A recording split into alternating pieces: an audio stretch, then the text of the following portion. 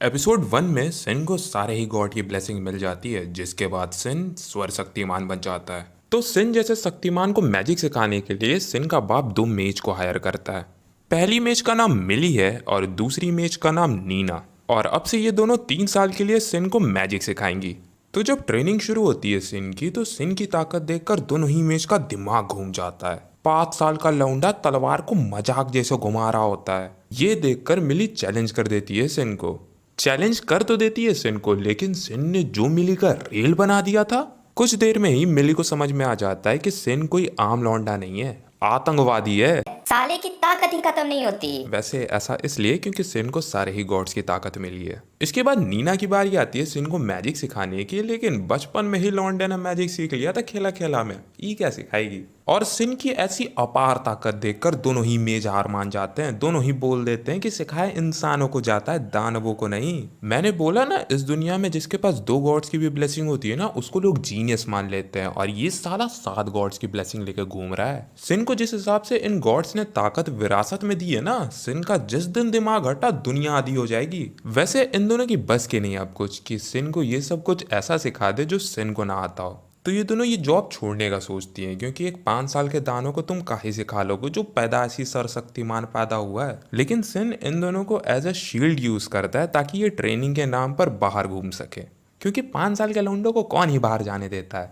खैर, ट्रेनिंग के लिए ये सब बाहर जाते हैं, और जब ये सब बाहर जाते हैं तो सिन एक स्पेल यूज करता है जिससे जमीन ही फट जाती है। अब 5 साल का ये मादर। इसके बाद शिन शिकार करने चला जाता है और लड़का खोज खोज कर डीमंस को मारता है। शिकार करते करते सिन जंगल के अंदर जाने लगता है, लेकिन दोनों ही मेज शिन को जंगल के अंदर जाने से मना कर देते हैं, क्योंकि जंगल के अंदर काफी सारे ऐसे डेंजरस क्रिएचर रहते हैं जो सिन की गांड।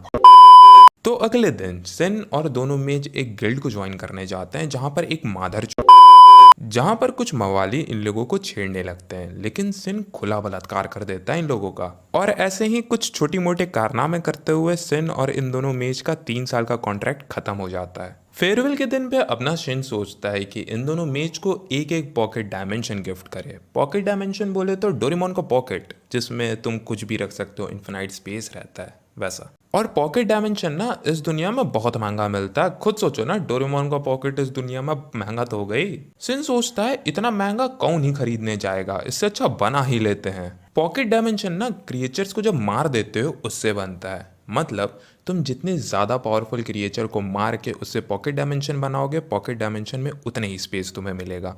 तो शिन सोचता है कि इतना क्रिएचर्स को कौन ही ढूंढने जाएगा, तो यही जो सामने फॉरेस्ट है, जिस फॉरेस्ट में 3 साल पहले इन दोनों मेज ने जाने से मना किया था, उसी फॉरेस्ट के सबसे ताकतवर क्रिएचर को फाड़ देते हैं। और लौंडा मार भी देता है 2 सबसे पावरफुल क्रिएचर को, और उन्हीं क्रिएचर से पॉकेट डायमेंशन बनाता है और गिफ्ट कर देता है दोनों ही मेज को एज अ फेयरवेल गिफ्ट। और ये जो पॉकेट डायमेंशन है ना, वो बहुत महंगा है, काहे कि ये लौंडा लेजेंडरी जानवरों को मार के बनाया है ये पॉकेट डायमेंशन। यकीन मानो, जिन 2 जानवरों को अकेला फरिया आया है ना, ये वही 2 जानवर है जिनका शिकार करने के लिए जब लौंडे जाते हैं ना, वो भी एलीट लोग जाते हैं, उनकी बुंड फाड़ देते हैं ये दोनों। सोच रहे हो कितना ताकतवर है, और साला 7 साल का है। खैर, एपिसोड 2 यहीं पर खत्म होता है। आई होप तुम्हें ये एपिसोड पसंद आया होगा। अगला एपिसोड आने वाला है कल, तो कल मिलते हैं, तब तक के लिए सायोनारा।